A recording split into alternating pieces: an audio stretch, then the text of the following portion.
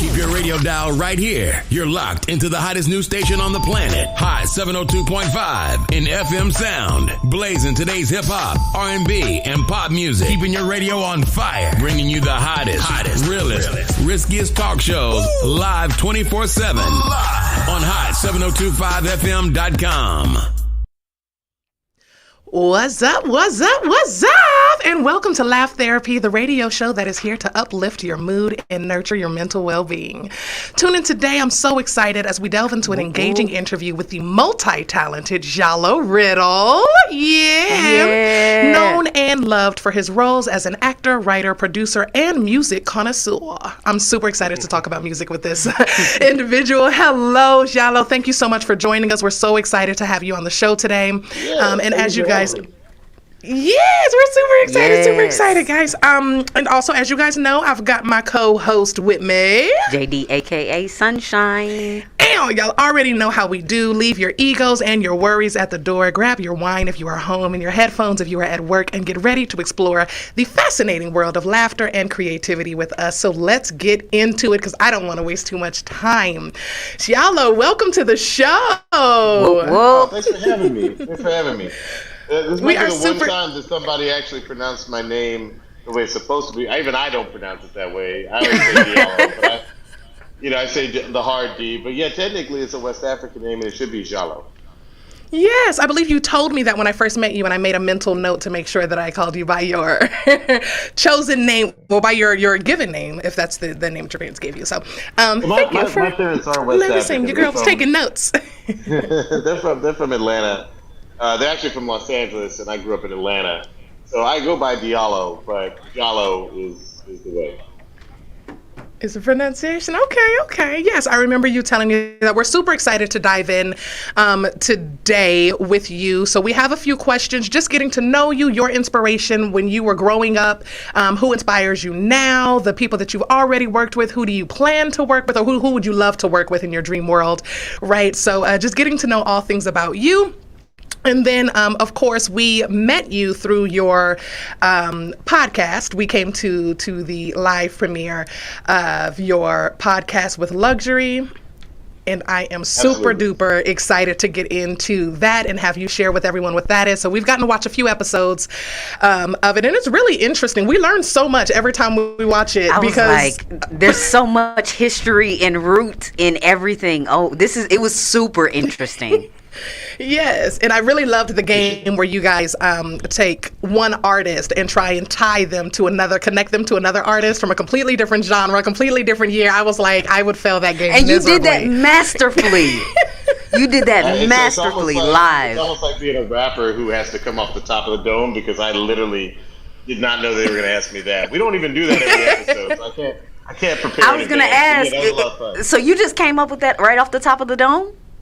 I did. No preparation. If you want to play that game here today, we can do that today. But just for the audience who doesn't know, like, they'll just be like, okay, draw a link between Aretha Franklin and Ice Spice, and so you just got to figure out, like, what are the connective tissues that get you from the classic Motown singer to the one of the hottest MCs today. Yeah. Oh, we're definitely going to do that. At least once. So we do have a game, right? We do have a game to play with you today to kind of get a feel for your musical taste. But this is, as we call it, risky radio. So a lot of our artists will be either in the hip hop, R&B, or neo soul genre.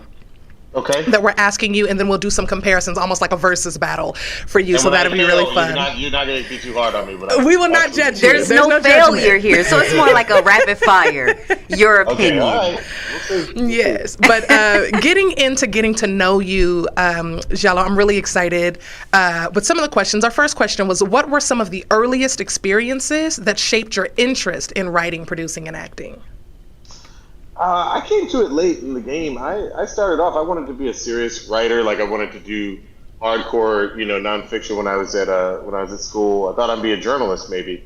But it actually turned out that I got to the senior year, I didn't want to do economics, I didn't want to do journalism. So I moved to LA, where my sister was doing some casting directing, and I just worked for her for a little bit, and I fell in love with the city first and decided that I was going to try my hand at working in Hollywood. So I was already out of college when I started this path. as opposed to some people who know from the very beginning they're going to be like, an entertainer or a comedian or something like that. But it's been a good run, and I started off as a writer. There was like a particular thing that Bashir and I wrote together that we couldn't find the person to say the line the way we wrote it. So I jumped in front of the camera, immediately caught the bug when I got some laughs doing it.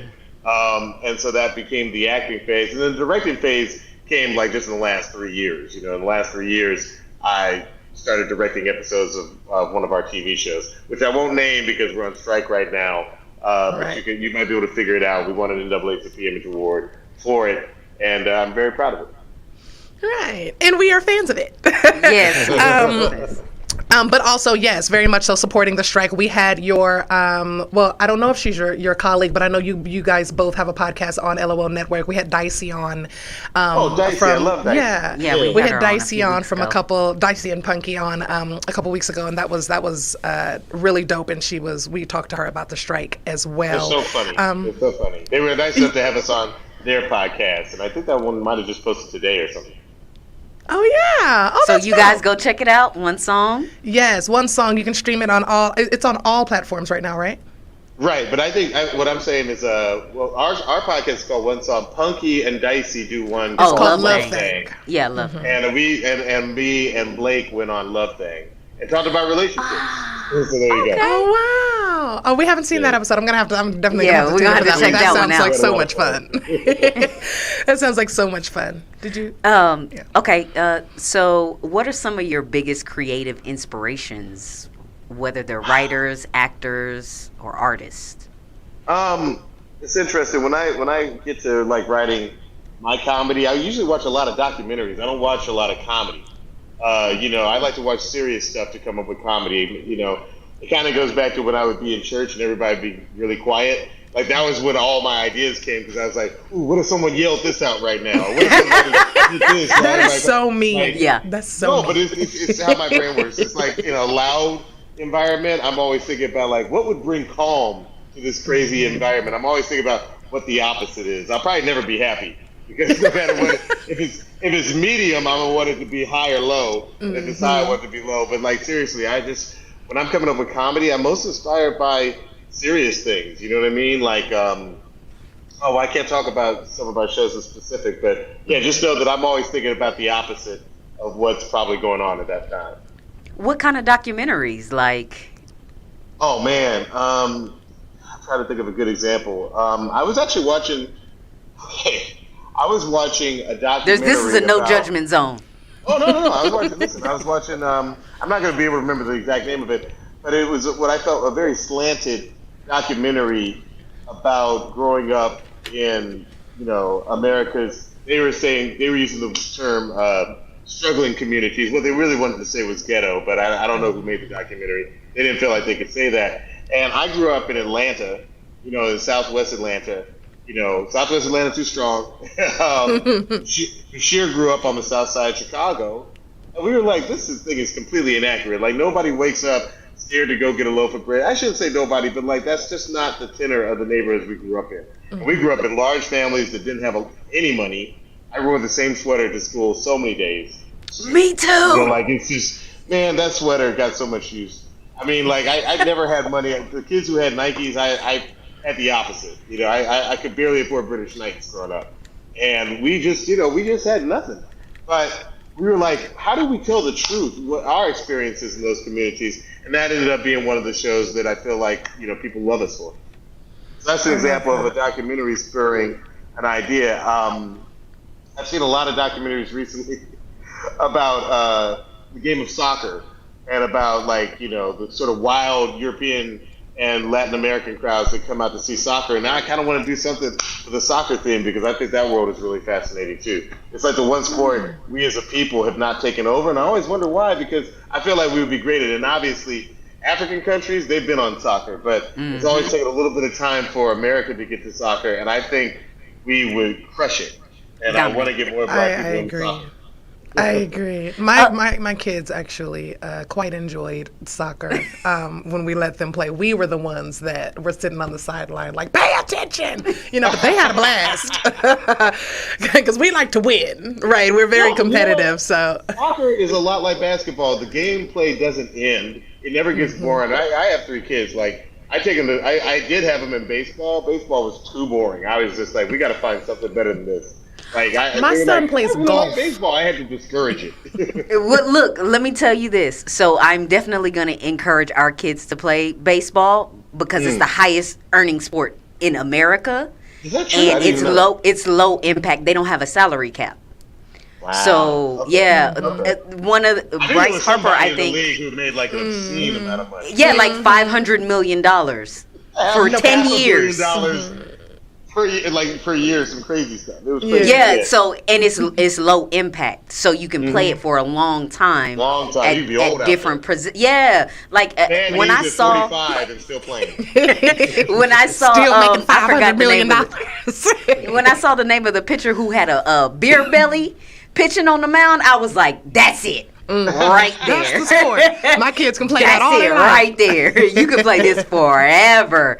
I No, love but back to the documentaries that you were talking about. The first one, have you seen the Gerard Carmichael documentary? It's on HBO Max. I don't know that I have. What's it called? It's a great perspective. I forgot the name of it, but I just watched it last week. You might want to check it out. It's on HBO Max. I'll tell you, I got around to, shout out to Gerard. I feel like I've known him a long time.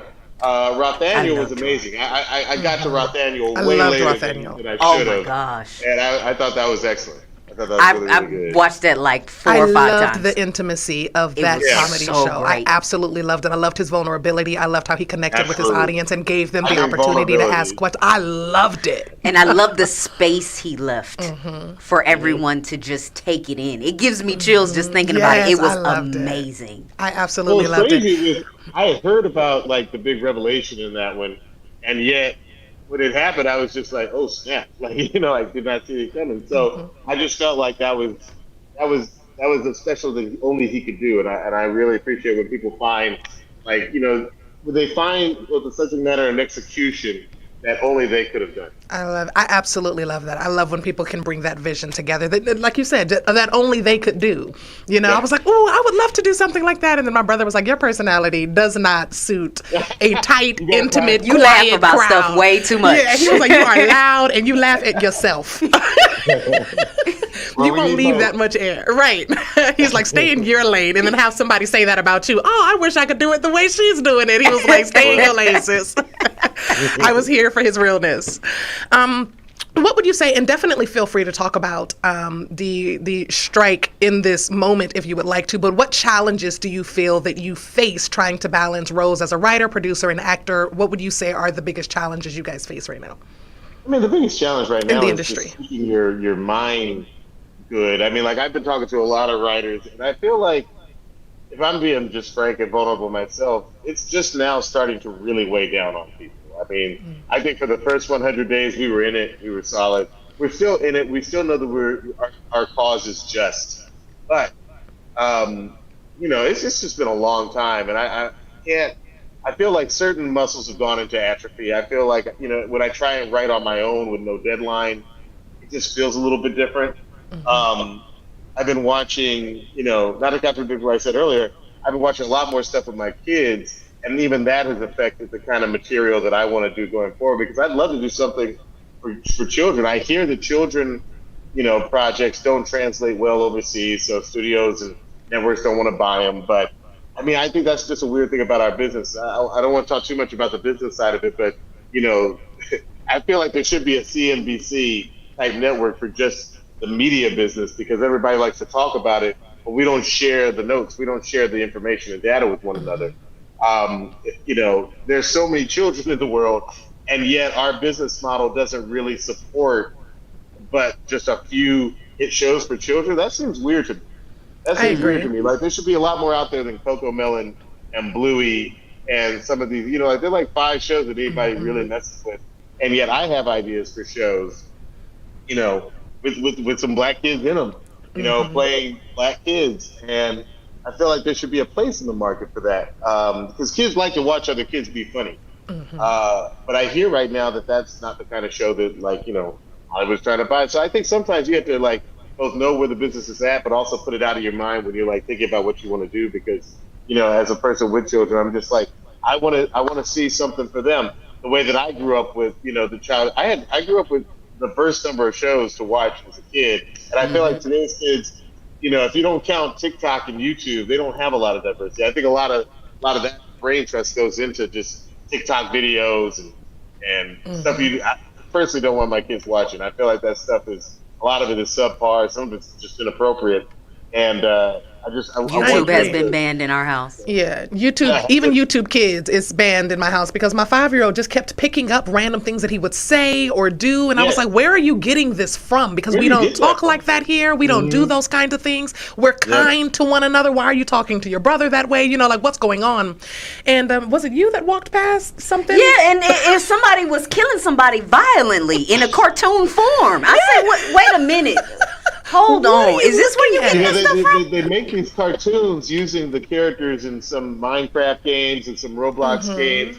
And so yes. They'll be like killing other people, and then your kid is like, oh, he's dead. You're just like, what in the world? We gotta stop it. We gotta stop that. I just don't want some of that stuff in there. And another thing I've noticed is I'm a writer. I'll come in, I'll be like, yo, can y'all kids watch something with a script? Because y'all watch a lot of people opening up toys and that's entertainment.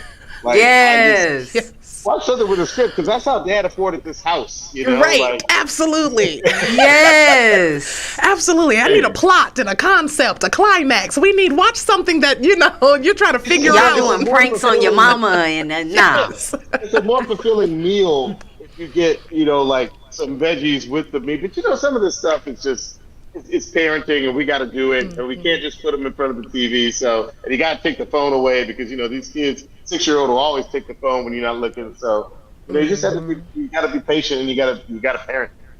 How old are your kiddos? So mine are 13, 11, and 6 now, which is crazy because I remember when the 13-year-old was 5, but they're getting up there now. And, I'll put it like this. I've seen change in their lifetime. When the 13-year-old was 5, there was still Nick Jr., there was still like the Disney Channel. Just in that little 8-year window, all of that has gone away. Now it's all just YouTube and TikTok. So, again, you just have to take the devices away and try and engage with them. I'm teaching my children how to play chess. I'm teaching them how to play cards. Anything where like the screen is gone and they have to use their brain to interact. That's what we did this past weekend. She had a comedy show in Utah, so she was gone. I taught the kids how to play dominoes. They not ready for spades yet. They not ready for spades yet. But we pulled out the cards. We played One of my war. favorite moments of all time was when my 13-year-old was about 7 or 8. He beat my writing partner Bashir in some spades. None of us could believe it. Yes. Oh yeah, that's the pivotal moment in life. Yeah, so that's gonna be my son legend. That's competitive. But we gonna beat them until ain't no more beating left in spades once we teach them. We don't mercy. Let up. Like I said, we are very competitive. We do not let up. Oh, you gonna lose this game, bro. Yes. I taught them how to play slapjack, boy. Slap. Exactly. Gotta get your reflexes but up, those son. make great memories as well. I remember my grandfather teaching me how to play chess and my siblings being upset because they didn't understand it at first. They didn't get it. And he kind of, I wouldn't say he made it seem like I was his favorite, but the way that he would talk was like, this is a brain game. This is a brain game. And he just kind of would always tap me in the brain like, this is a brain game. And she gets it. And it was just kind of like our moment to celebrate and be excited. And I would look at my siblings like, y'all heard it. I'm the only one with a brain. So like, that's how I took it. So, what motivated you to start your own podcast? It's funny. It's the most circuitous path to a podcast. So I done an episode of this show with Snoop Dogg, and he's down with Kevin. Kevin saw it. Kevin's people reached out. They're like, "Yo, you're really funny. Do you want to, try and do something, in the podcast space?" And I was like, "It's funny you mentioned that because separately, I had made friends with this guy in the pandemic who had like these really interesting videos where he would break down the elements of the song. And I put them in touch with him.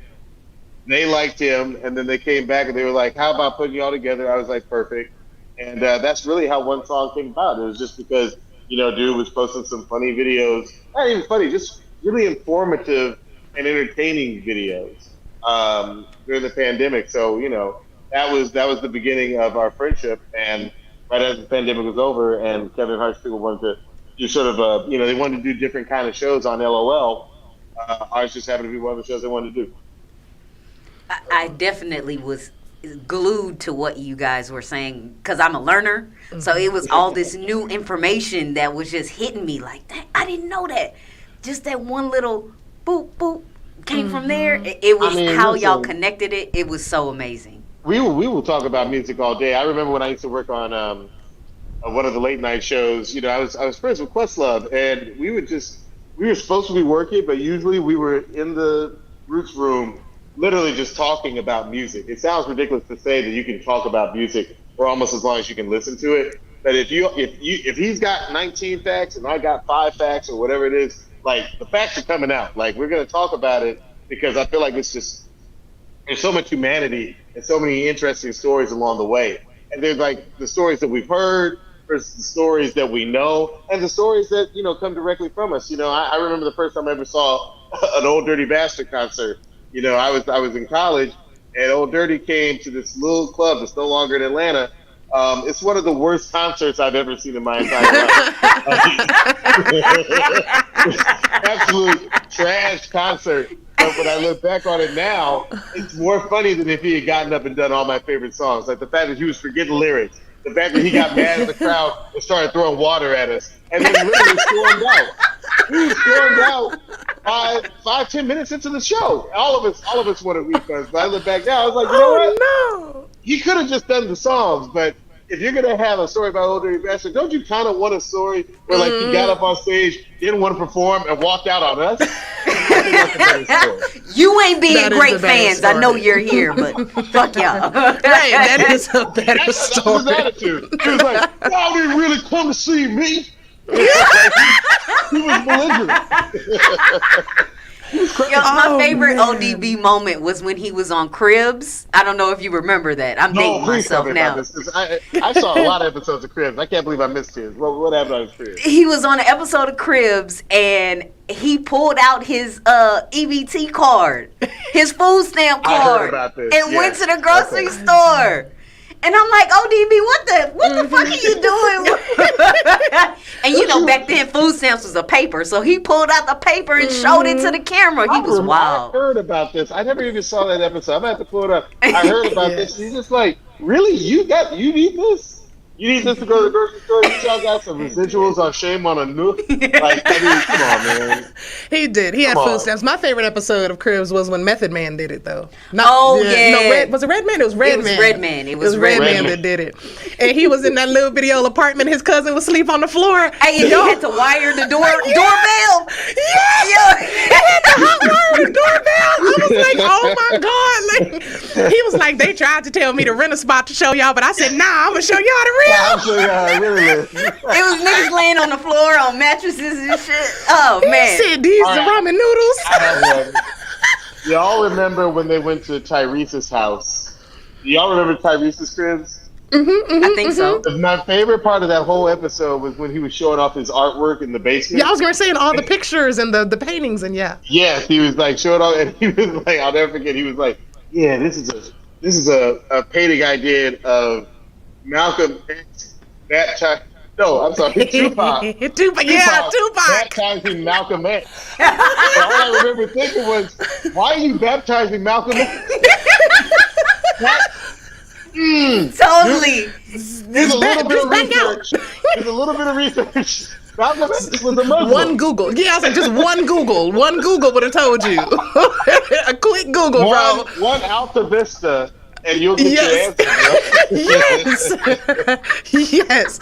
Oh, my goodness. Yes. Man. We have gotten some great entertainment from our music moguls, our music legends. Great moguls, entertainment icons. When you put them on TV. When you take them out of the studio and put them on TV, they have each given us something to remember, and Gold. it's gold. Yes, it is gold. Gold. Absolutely.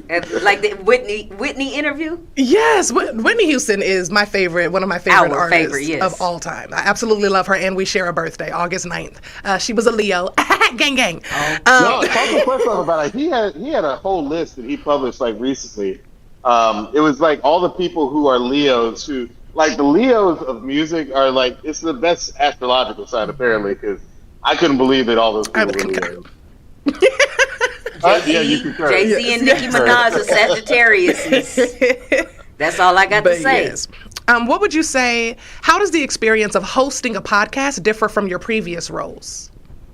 You know, it's really interesting because I feel like I listen to a lot of podcasts. Some podcasts, like, you can tell like the whole thing is written out in advance, and then some podcasts are literally just, you get to sit, they just put on a T-shirt, got in front of the mic, and they're just there. Right. Like, they really run the gamut. I listen to some that are like almost entirely written. I don't listen to too many of the ones where the person is just talking, but I feel like ours is somewhere in between, because I would say we prepare about 50%, maybe even as much as 75%, but sometimes it's that like 25% that we could never have predicted, where we sort of surprise ourselves. You know, ours is a little bit different because we're actually we're playing the stems from these songs. If anybody knows the recording industry, the stems are those individual elements that you put together to create the song. So it's the bass line, it's the guitar part, it's the vocals, it's everybody going to the studio one at a time, recording something, then the producer puts it all together. And what's funny is a lot of these songs, you might have heard them before, but you've never heard the untreated vocals of that singer. You've never heard the bass line by itself and all this stuff. And one of the most complicated songs we've broken down is Stevie Wonder's Superstition. There's so much going on. So much going on. The baby crying in the background. So much. I mean, this man invented an instrument because he wanted a sound that he couldn't achieve on any other instrument. So he stringed together 4 instruments to make one instrument. Nowadays, you can get that sound on pretty much any laptop with GarageBand. In 1971, when he's recording that album, none of that stuff exists. So Stevie had to bring in engineers and stuff, and all the conspiracy theorists who say he's not really blind, this is only going to get more. Wait, somebody told a story about that. He's in there connecting cords, he's in there connecting wires, and he created one instrument out of 4, and to create the sound that is in the organ part of Superstition. Wow, I didn't know that. I didn't know that either. See, just be dropping gems. We appreciate you for that. Gems. So some of my favorite songs, because I love that song. Yes, somebody told a story about how they didn't think. Well, I'm sure there's a lot of stories about how they didn't think Stevie Wonder was blind, though. About getting on the elevator with him. Mm-hmm. Who was? I can't remember. Forgot, and they said he selected the floor, and they were like, "Hold on." Wait, Stevie, how'd you do that? But most elevators have braille on it. The woman falling, and he reached out and caught her. Yeah. Yeah. I think the man is blind. I just think he's like Daredevil. I think he's been blind so long that all his other infrared, extremely heightened. Yeah, straight up. Dr. Dre told a story on Kevin Hart's show. Mines. Yes, Gold Mines, about Stevie Wonder, and he was like, he called me at 4 a.m. and tell me to come record, and he was like, I'm asleep. But he was like, how would he know? It's dark outside. How would he know it's 4 a.m.? and Kevin couldn't stop laughing. He's like, come meet me in the studio. Dre was like, dog, I wasn't even trying to be funny, dog. Don't laugh. Oh, man. I've seen Stevie out, and I mean, he's still be trying to be the life of the party. He Jones on people. Well, that's an Atlanta term. Let's say he caps on people. I don't know. We knew what Jones meant. We're from Texas. Yeah. There you go. We understand. Yeah, he's still having a great time. I went to John Legend's 40th birthday party one time, and I guess you can only go to his 40th birthday one time. That's right. You can't go twice. And Steven was there. He just had everybody rolling. And can I just say, I'm going to just go on the record as saying, John had all these blackjack tables set up in his house. And we love I ended up the blackjack table with Quincy Jones, one of my heroes. And I was just sitting there I can't believe I'm sitting next to Quincy Jones playing blackjack. And I saw Quincy slide one of my cards into his sleeve. So I'm just putting it out there. He's an icon in about 3 or 4 genres of music, but he will cheat. But he's a cheat. Right, but he's a cheat. That's hilarious. Oh, Quincy. But now we got to get Quincy on the podcast to clear his name. Yeah, we got to get Quincy He's on. Gonna be like, what had happened was. To the greatest. I recently played blackjack with Anthony Edwards, the basketball player, and he was learning how to play. So we was trying to give him advice on what to do. Man, that man lost 2 hands in a row and said, "Fuck this shit, you cheating." He pointed at the dealer and said, "Fuck this shit, you cheating." He wasn't playing by his $25, all right? He did, and then he got to jonesing on the dealer. He was like, "You shark and lava, the shark boy and lava girl head." He was so mad that he lost them $50. He was like, "No, y'all said that I should win." We were like, "Well, what was it? It was free bet, right?" So I think it ended up being a push or something. He thought he was supposed to win because he got a 20 or something, and he was not having it. He was like, "Y'all cheating." Okay, so getting back to your podcast, One Song, how do you guys come up with what song you're going to go over for the day? Is it a random thing, or do you guys do research? No, we do our research well in advance. Absolutely. We definitely, in fact, we talk about the songs about 5 or 6 weeks out, and then about 2 weeks out, we get the show, the sort of like the script together. It's a loose script. We don't stick to it, but we get the loose script together, and then the day of, like we refuse to talk to one another because we'll waste a whole podcast just talking about the show the day of. So that's really how we do it. A lot goes into it. So shout out to Kevin Hart and Ty Randolph and all the people over there who help produce the show, because they're just like, don't talk to each other before the show. Y'all wasting good content.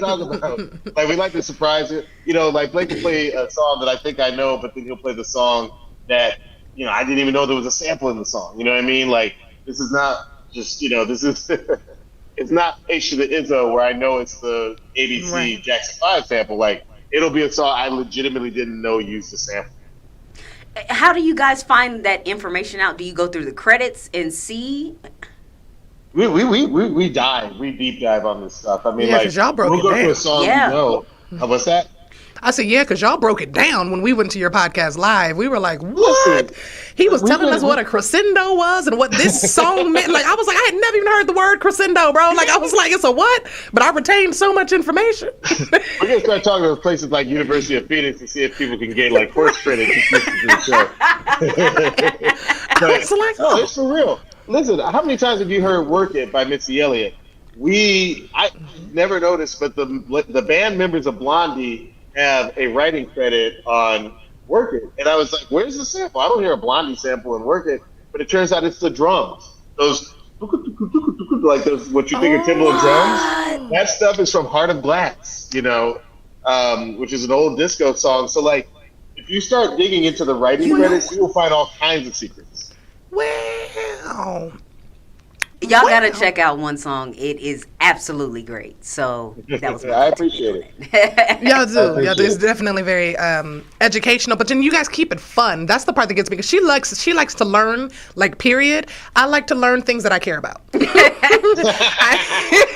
I do find myself in rabbit holes sometimes. So yeah, like I will log out in the middle of a conversation if it steers to a point where I am no longer interested. I log out, and you guys kept me. That's most people. Yeah. That's most people. But we're just trying to arm y'all with facts so the next time you're at a party and somebody puts on, like, some old school music like the Gap Band. You can be like, hey, did you know that the Gap Band, that's an acronym? And that's exactly what I get from the podcast. I just leave with random bits of information. I'm like, did you know superstition? Yeah, see, for no reason. Gap Band stands for Greenwood, Archer, and Pine, which are the names of the streets they grew up near.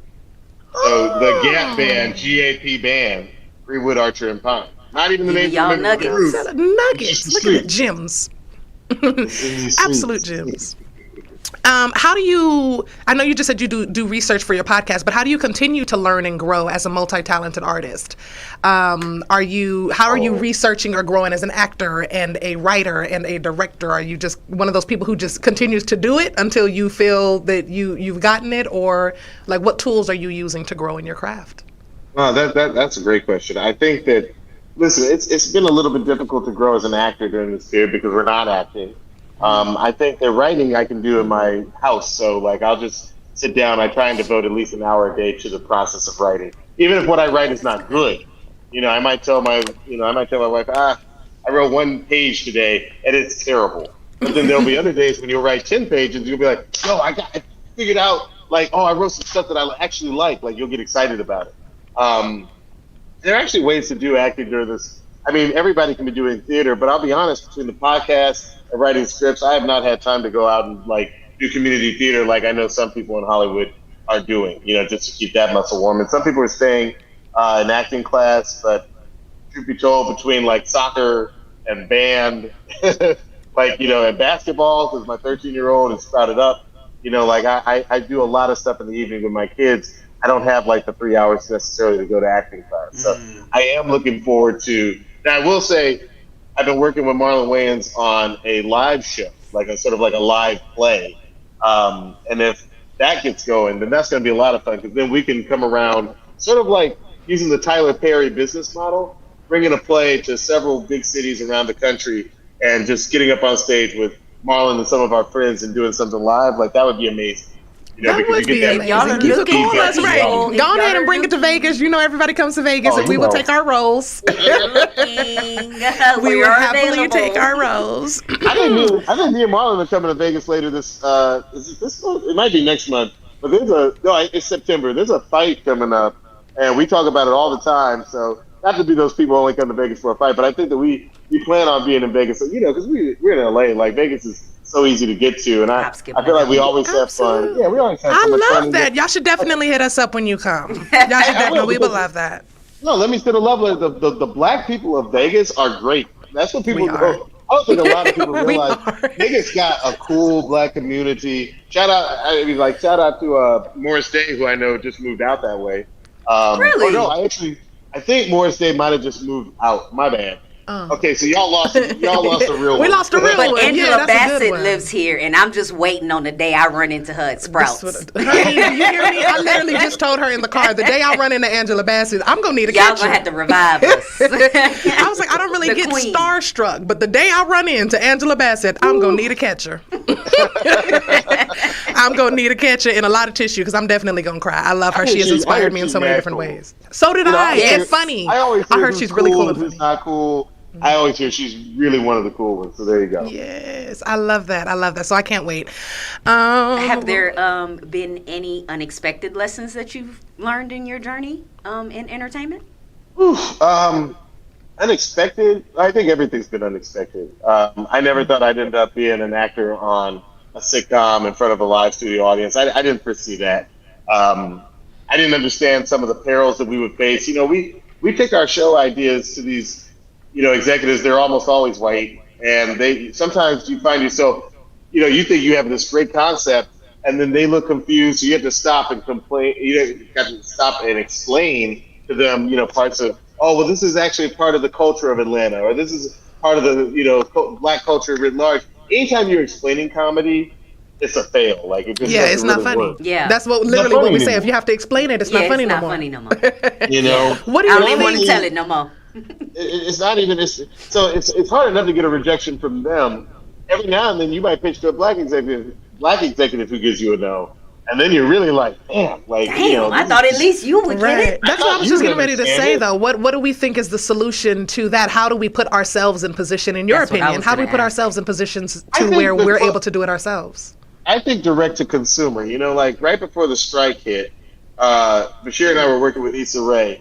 And she's one of those people who, like, she built the apparatus before she went to Hollywood. You know what I'm saying? So, like, she was doing Awkward Black Girl and posting it on YouTube and building up that audience. You know what I'm saying? And, like, so now when we work with her, we're working with somebody who knows what it's like to do it without Hollywood and with Hollywood. It's sort of the same way going forward. I think that the more you can be direct to our people or direct to who you see as your audience, the better. So whether that means stand-up or, theater plays, or you're posting to your website or to YouTube or to TikTok or whatever, that's direct to the audience. And then you don't have to wait on somebody to give you a green light. Now, if you're trying to make like a, something this big action with helicopter chases and boats, you're not going to be able to do that on your own, no matter what. But I always suggest, like, the people who are trying to make it in this business and want to show their authentic self before you get that Hollywood green light, just shoot the 5 minutes of your idea that you can afford. So if there's a scene that takes place with the family around a dinner table, or something off in the woods, something where like you either let someone's house or nature do a lot of the work of building a set, so to speak, that's good. Just shoot that. You know what I'm saying? Don't try and shoot, like I said, boat chases and helicopters, because you can't afford that. Try and do what you can do with the studio in your pocket, and then on your phone, so to speak, and then send that around town. Because if you do it well, people who are in positions of power or have deals in studios like we do, we can hear your voice. We can hear, if it's comedy, we can hear your humor. If it's drama, we'll see the acting. And there's nothing more important than voice. You just got to find we were talking about lane earlier. Your voice, your lane is what's going to open the doors for you. I love that. That's great advice for all of our listeners. That's super duper great advice. How do you feel about the current strike and its possible effect on future entertainment? Like, what's the end goal for us? Man, I mean, this is not a cop-out. I don't think anybody knows. I think we all have theories, but I don't think anybody knows what's going to happen after this. I think that, let me put it like this. It's not just my kids who are turning to social media and TikTok and stuff like that more and more for their comedy. It's been a long time since there was a hit comedy movie, and I think that's because we're getting our comedy nowadays from memes and the stuff that people text one another and those videos that go viral. It's getting harder and harder to write comedy because the internet moves so fast. You know what I'm saying? Yes. Like this time 2 weeks ago, we were all talking about the fight in Alabama. You know what I'm saying? Like, I don't know how you take that kind of humor and do anything else with it. At some point, we move on to the next thing, So now, for the next couple of days, I'm sure it's going to be humor with the Trump mugshot. You know what I'm saying? Like, it's hard for comedy to keep up on the big screen when comedy's moving so fast, once again, in our pockets. So I think comedy has a unique challenge. I think that's why most of the movies that you see are dramas, because it's hard for TikTok to do in 15 seconds something that's going to bring you to tears. You know what I'm saying? For that kind of emotional investment, you do need 30 minutes here or an hour and 30 minutes there. That's the stuff that TV and film does well. So I think everybody's trying to figure out what is going to be entertainment, what is going to be the future of media after this strike. I don't think that AI can replace comedians. I don't. Because I agree with that. Yeah, because it's hard enough for humans to understand what's funny. Like, AI just can't. Somebody had AI write a 30 Rock script. The character names are correct, but didn't nobody sound like their characters. You know what I mean? Like, that's the stuff that I think is probably safe, because I'll put it like this: AI could not produce one of my shows, because Lord knows, without mentioning it, we intentionally go to places that even we wouldn't have expected when we were writing the first draft. Right. And even sometimes our improv makes better than what the script was. When we forget our line or we say something else, we're like, that works so much better. Like, scrap that line, scrap it, right? Comedy is weird. Comedy is you have to go to weird places. You got to figure stuff out. And I think that's what people forget when it comes to AI. Like, AI can't really get weird like the human brain can. Yeah, there's been times, so she's a comedian, and there's been times when she's told the same jokes but with different ad libs, and it just it completely changes the joke. New element to the joke, and I'm gonna laugh regardless, but it made me laugh even harder because I was like, "Oh, that's great, that's it." Those minor tweaks, it just adds to our personality, and it really is a skill set and a craft.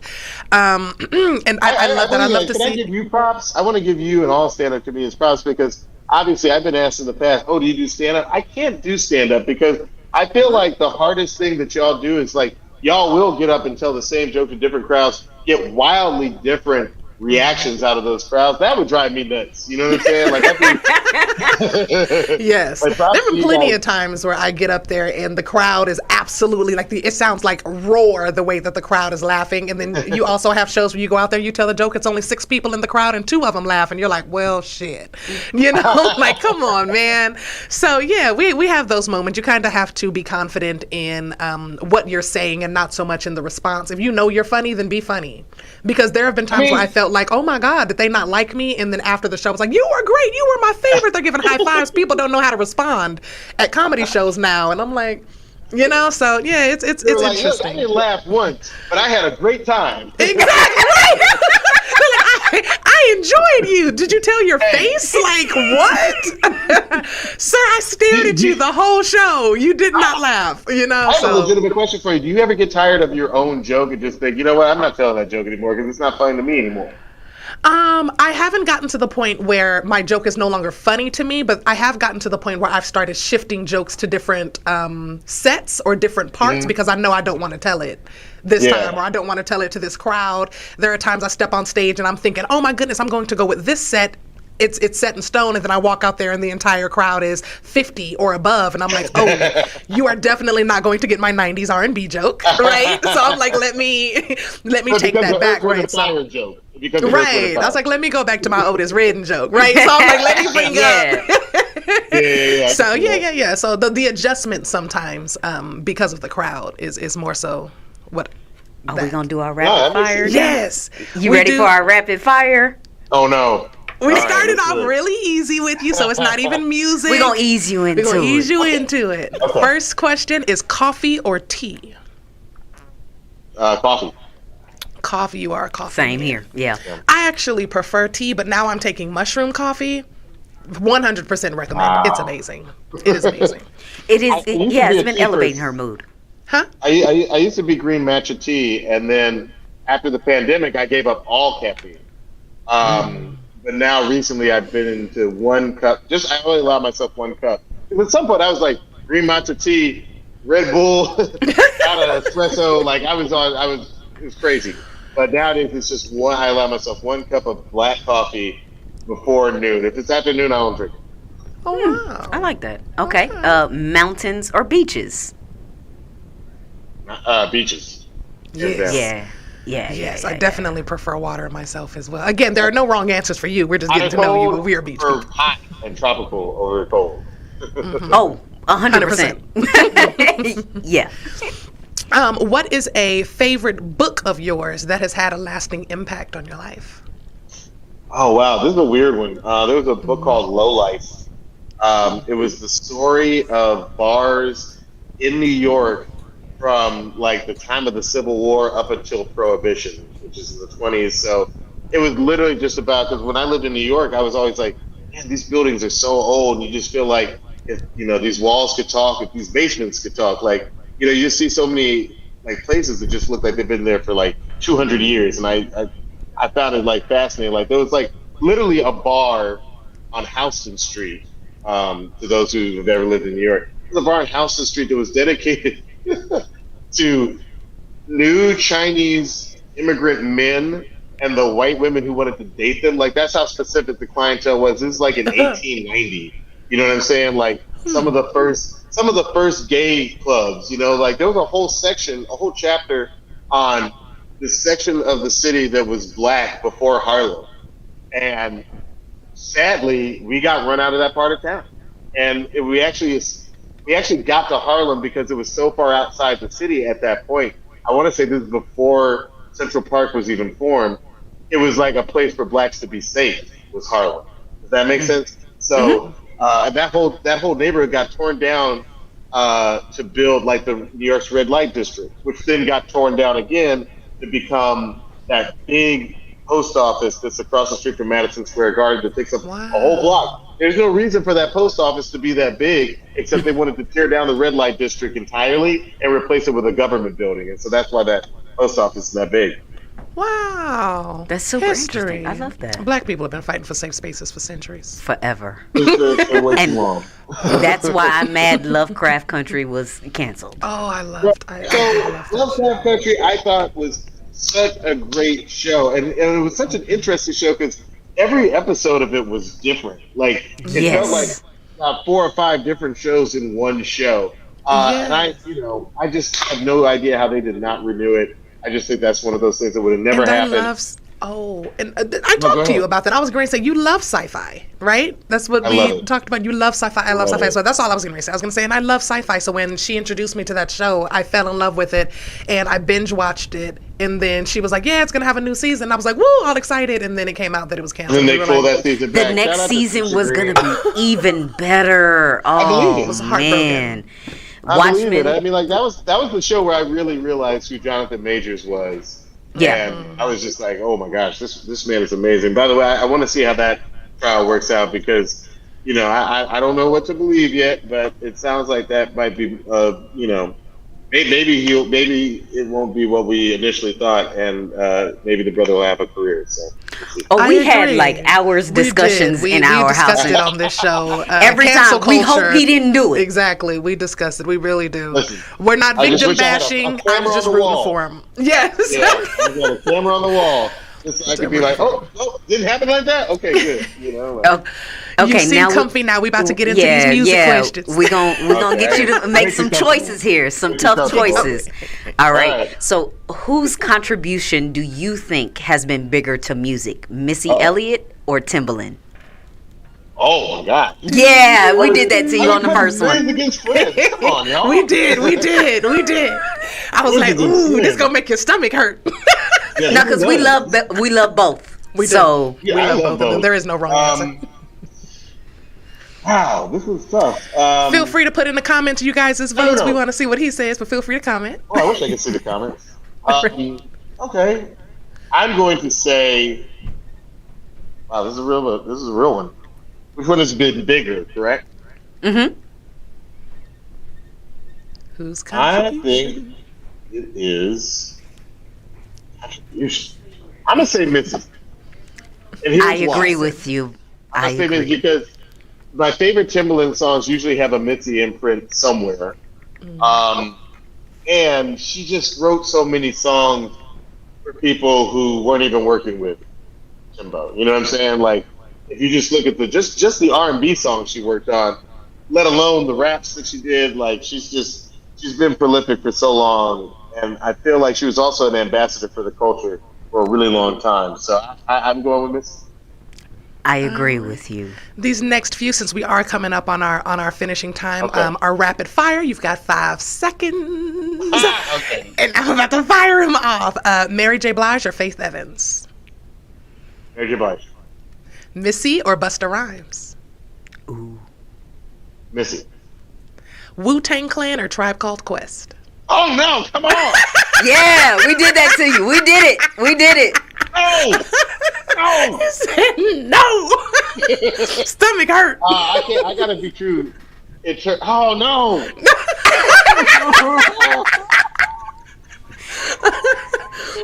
I know you want to lean Tribe. I'm gonna say Wu-Tang Clan, but it's not a fair question.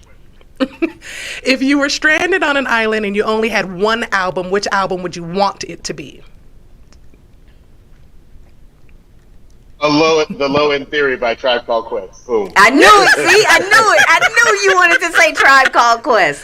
Biggie or Pac? You know what? I'm gonna go with 1995 me.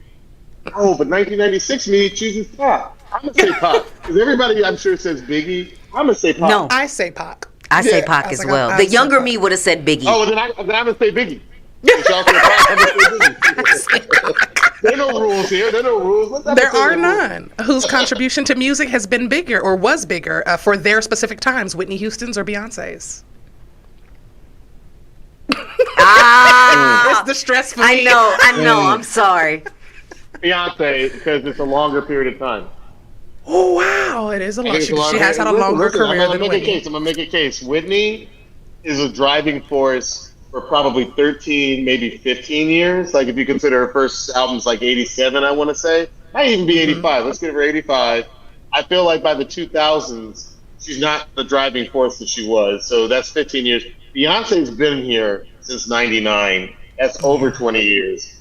and she shows no signs of stopping. She got the biggest tour out. So it's again, we're only playing a game here. So when you're with me, understand, I'm only playing the numbers game. I'm going to say Beyonce.